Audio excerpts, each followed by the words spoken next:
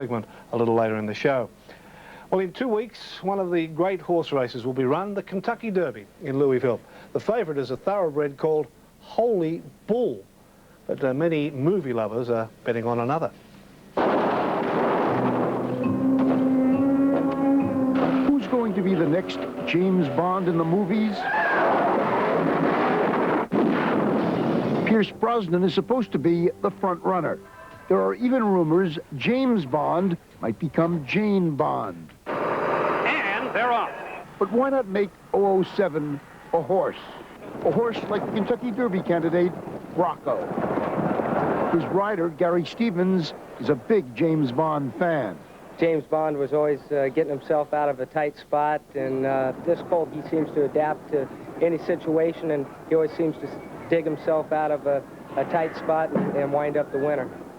Welcome to Oryxton, Mr. Bond. The relationship between Bronco and Bond may sound as far-fetched as an Ian Fleming plot, but it isn't.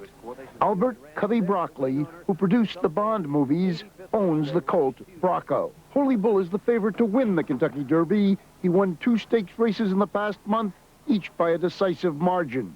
But no favorite has won the Derby in 15 years, and second choices, like Bronco, fare much better.